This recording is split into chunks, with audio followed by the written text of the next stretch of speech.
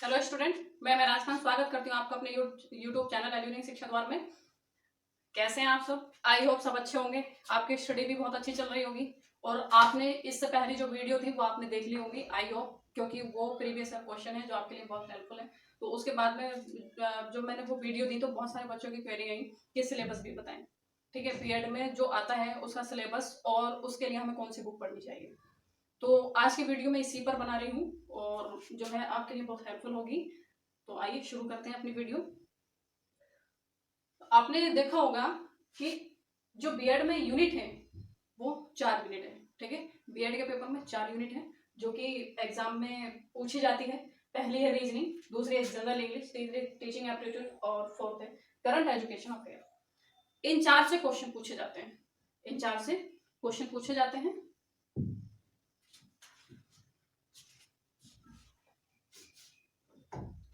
अब यहाँ पर जो बच्चों को प्रॉब्लम आती है वो क्या आती है, इसमें सिर्फ ये मेंशन किया हुआ है कि रीजनिंग है, जनरल इंग्लिश है, टीचिंग एप्टीट्यूड है, करंट एजुकेशन अफेयर है। बाकी इसके आगे पीछे कुछ भी नहीं है कि रीजनिंग में कौन कौन से टॉपिक पढ़ने हैं और इंग्लिश में कौन कौन से टॉपिक पढ़ने हैं, करंट अफेयर्स में कौन कौन से टॉपिक पढ़ने हैं या फिर टीचिंग एप्टीट्यूड पे कौन कौन से टॉपिक पढ़ने हैं। अगर ऐसे ओवरऑल देखें तो बहुत सारे टॉपिक होते हैं हर सब्जेक्ट के और बहुत मोटी मोटी बुक भी इसमें अवेलेबल है।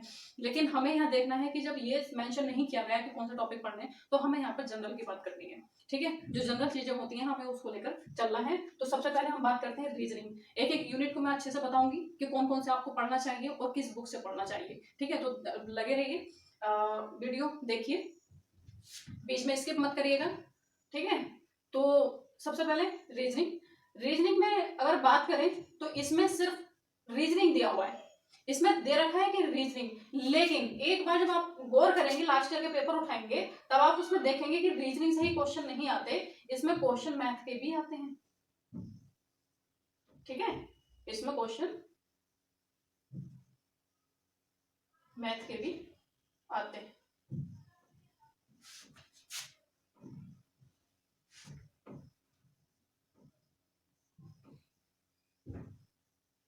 और रीजनिंग, ठीक, क्वेश्चन मैथ के भी आते हैं और रीजनिंग के भी आते हैं। आधे 25 है और मैथ के 10 से 12 क्वेश्चन और रीजनिंग के भी 10 से 12 या 13 क्वेश्चन।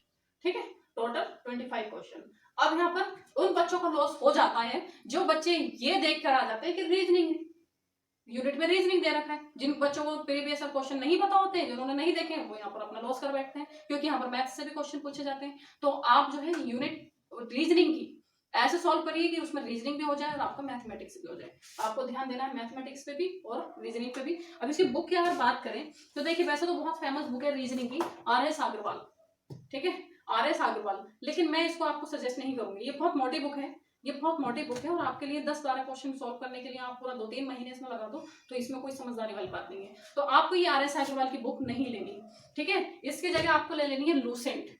कौन सी लेनी है? लूसेंट। ठीक है, आपको रीजनिंग के लिए लूसेंट की बुक लेनी है। मार्केट में जाइएगा तो बोल देना लूसेंट की हमें रीजनिंग चाहिए, बहुत अच्छी बुक है। लूसेंट अगर ना मिले तो अरिहंत ले लीजिएगा। ठीक है, अरिहंत की बुक भी अच्छी मानी जाती है।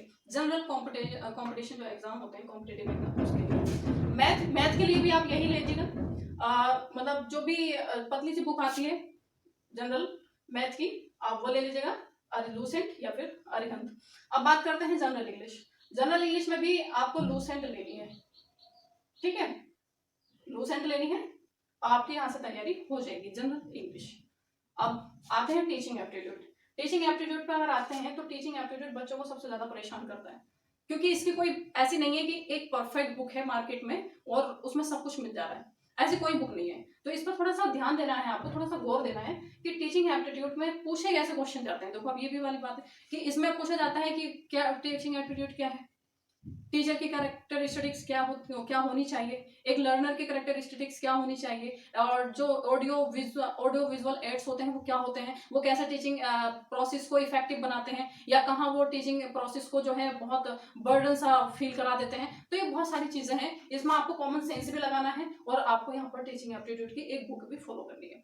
जो वो बुक है वो है ये, आप ध्यान से देखना, आर गुप्ता की बुक है।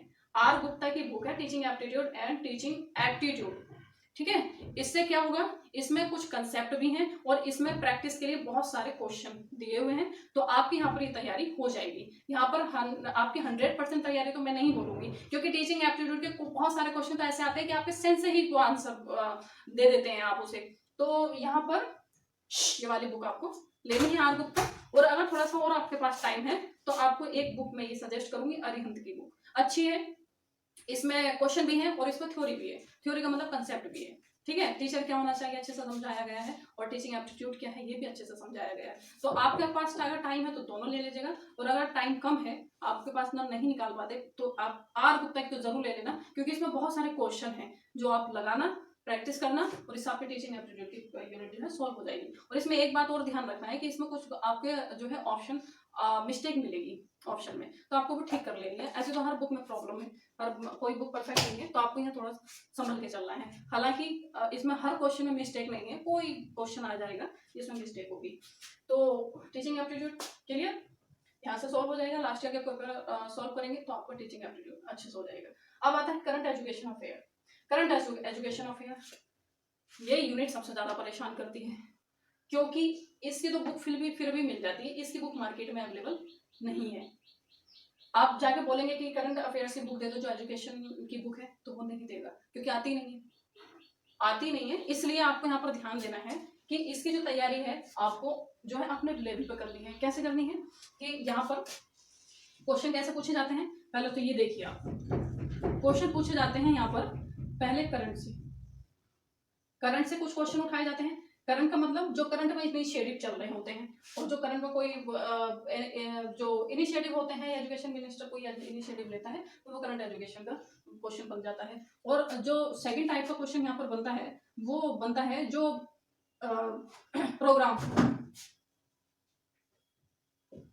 प्रोग्राम अभी तक इंडिया में एजुकेशन के फील्ड में लिए गए हैं। मतलब कि जब इंडिया फ्री हुआ था तो इसमें आज जैसे स्ट्रक्चर देखने को मिलता है एजुकेशन का, वैसा नहीं था, ठीक है। तो उस टाइम पे क्या प्रौढ़ शिक्षा अभियान चलाया गया, जिसमें 15+ जो 15+ के जो भी थे उनको रात के टाइम पे पढ़ाया जाता था। तो ये क्या था, ये प्रोग्राम ही था, ठीक है। उनको लिटरेट करने के लिए जो था प्रोग्राम लाया गया था, प्रौढ़ शिक्षा अभियान। ऐसे ही सारे बच्चों का इनरोलमेंट स्कूल में हो, सारे बच्चे पढ़े, उसके लिए लाया गया सर्व शिक्षा अभियान। सारा अब कुछ बच्चों की प्रॉब्लम थी कि वो घर पे काम करते थे ताकि उन्हें जो है खाना एक टाइम का मिल जाए। इससे बचने के लिए कि इसलिए वो स्कूल नहीं आ पाते थे, क्योंकि अगर स्कूल आएंगे तो वो कमाएगा कौन उनके घर पे। तो इस चीज को देखते हुए जो थे एक प्रोग्राम लाया गया मिड डे मील, ताकि बच्चों को घर में उसे स्कूल में ही खाना मिल जाए, ठीक है। तो और उसके बाद और जो है लड़कियों को एजुकेशन फील्ड में जो उनको पार्टिसिपेट कराने के लिए लड़कियां भी एजुकेशन के फील्ड में आगे बढ़े, इसके लिए एक प्रोग्राम लाया गया, बेटी बचाओ बेटी पढ़ाओ, ठीक है।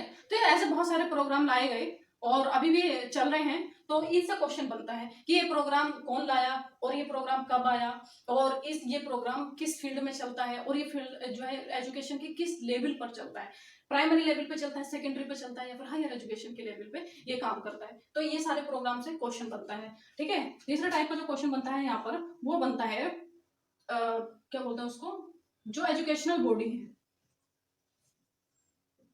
जो एजुकेशनल बॉडी है इंडिया के अंदर जो एजुकेशन के फील्ड में काम कर रही है, वहां से क्वेश्चन बनता है। जैसे एनसीईआरटी, यूजीसी, एससीईआरटी, कैब, और भी बहुत सारी एजुकेशनल बॉडी हैं जो काम करती हैं। कुछ जो है ये ऑर्गेनाइजेशन काम करते हैं टीचर को लेकर, ठीक है, उनकी जो स्किल है उसमें इंप्रूवमेंट हो उसको लेकर कुछ प्रोग्राम लाए गए, कुछ बॉडी काम करती हैं, और कुछ ये बच्चों को लेकर करती हैं, ठीक है। कुछ हायर एजुकेशन के फील्ड में काम करती हैं, तो कुछ प्राइमरी, कुछ अपर प्राइमरी, इन पे। तो यहाँ से क्वेश्चन बनता है, यहाँ से कैसे क्वेश्चन बनता है, इसकी फुल फॉर्म बताइए, ठीक, पूछ लेगा इसका हेडक्वार्टर बताइए कहाँ पर है, पूछ लेगा इसका हेड बताइए कहाँ कौन है फिलहाल प्रेजेंट में, पूछ लेगा कि इसका जो है एस्टैब्लिश ईयर बताइए, ठीक। और ये भी पूछ लेगा कि किस लेवल पे ये वर्क करता है, एजुकेशन के किस लेवल पर ये वर्क करता है। तो यहाँ से इतने टाइप के क्वेश्चन बनेंगे। तो आपको ध्यान देना है कि ये आपको किसी एक बुक में नहीं मिलेगा, ये आपको किसी एक बुक में नहीं मिलेगा, इसलिए मैं इसके लिए कोई बुक सजेस्ट नहीं कर सकती, क्योंकि आती नहीं है, ठीक है। और अब प्रोग्राम से भी मैंने बता दिया कि कौन कौन से प्रोग्राम क्वेश्चन बनेगा। ये बेटी बचाओ बेटी पढ़ाओ की अगर मैं बात करूँ तो कब आया, कौन इसको लेकर आया, और जो है ये किसके लिए काम करता है, और करंट की देखो यहाँ से क्वेश्चन बनेगा कि करंट में करंट का कैसे क्वेश्चन बनेगा कि लास्ट ईयर क्या हुआ था कि जो एमएचआरडी था, जो एमएचआरडी डिपार्टमेंट था, उसका क्या क्या क्या था, नाम चेंज कर दिया था। नाम चेंज करके इसका क्या हो गया था, मिनिस्ट्री ऑफ एजुकेशन। तो यहां से क्वेश्चन बनेगा, ठीक है। अगर क्वेश्चन ये देंगे तो यहां से क्वेश्चन बनेगा कि एमएचआरडी का नया नाम क्या है, या मिनिस्ट्री ऑफ एजुकेशन जो है किस बॉडी का पुराना नाम है, किस ऑर्गेनाइजेशन का या फिर किस डिपार्टमेंट का पुराना नाम नया नाम है। तो ऐसे करके क्वेश्चन बनेगा, ठीक है। और अभी फिलहाल क्या हुआ है कि एजुकेशन मिनिस्टर चेंज हो गए हैं। पहले मिनिस्टर कौन थे, एजुकेशन मिनिस्टर पोखरियाल निशंक थे, ठीक है। और अब कौन है, अब इनकी जगह इनको हटा के लाए गए हैं धर्मेंद्र प्रधान। धर्मेंद्र प्रधान को क्या बनाया गया है, नया एजुकेशन मिनिस्टर। तो ये करंट अफेयर्स का क्वेश्चन है। और अभी अगर जो है एमएचआरडी ने या फिर मिनिस्ट्री ऑफ एजुकेशन ने अगर कोई इनिशिएटिव लिया है तो वो करंट अफेयर्स का क्वेश्चन है। और अगर ये पूछा जाएगा कि प्रोग्राम से क्वेश्चन, तो ये भी करंट अफेयर्स की यूनिट में आता है क्वेश्चन। हालांकि करंट अफेयर्स में जो फिलहाल जो इनिशिएटिव है उनको पूछा जाना चाहिए, लेकिन एमयू क्या करता है कि जो एजुकेशनल बॉडी है उनसे भी क्वेश्चन पूछता है, और जो प्रोग्राम चलाए गए हैं पहले उनसे भी क्वेश्चन आता है, और करंट में जो चल रहा है उससे तो आता ही है। तो ये यूनिट, अब ये यूनिट आपको कैसे कहाँ से तैयार करनी है, तो देखिए आप इसके लिए फॉलो कर सकते हैं, गूगल की हेल्प ले सकते हैं कि एनसीईआरटी को उठाइए, एनसीईआरटी की पूरी डिटेल गूगल से पढ़िए, लेकिन उसमें ज्यादा टाइम लग जाएगा, ठीक है। और तो मैं यहाँ पर आपकी थोड़ा सा हेल्प कर सकती हूँ। मैं अगली वीडियो जो होगी मेरी वो होगी कि कितने प्रोग्राम अब तक लाए जा चुके हैं और कितनी ये एजुकेशनल बॉडी काम कर रही है इंडिया के अंदर, वो मैं पूरे आपको बोर्ड में ही लिस्ट मैं बना के दे दूंगी। तो आपको वहाँ पर गूगल करने में जो है हेल्प मिलेगी कि आपको ये पता होगा, अच्छा कैप को भी मुझे सर्च करना है और एससीईआरटी को भी सर्च करना है, और मुझे इतने सारे प्रोग्राम को जो है इनकी सारी डिटेल मुझे गूगल से चेक करनी है। और अगर आप इससे भी बचना चाहते हैं तो आपको यह है कि कमेंट में मुझे कमेंट करना पड़ेगा, कमेंट बॉक्स में, कि आपको इससे वीडियो चाहिए, इससे रिलेटेड वीडियो चाहिए, तो मैं आपको वीडियो इस पर प्रोवाइड करवा दूंगी एक एक टॉपिक पे। मतलब जैसे कि एनसीईआरटी पे मैंने आज दे दी, फिर उसके बाद में यूजीसी पे मैंने परसों दे दी, इस तरह से मैं आपको इसमें हेल्प कर सकती हूँ करंट एजुकेशन अफेयर। क्लियर, इस पर मेरी वीडियो आ सकती है अगर आप मुझे कमेंट बॉक्स में कमेंट करके बोलेंगे कि हाँ हमें ये पढ़ना है, आप करवा दीजिए। क्लियर, तो ये था सिलेबस, और ये बुक भी मैंने बताई हैं जो आपके लिए हेल्पफुल है। ऐसे तैयारी करिए और हो जाएगा इंशाल्लाह, ठीक है। तो हमारी वीडियो को जो लाइक करिए, चैनल को सब्सक्राइब करिए, और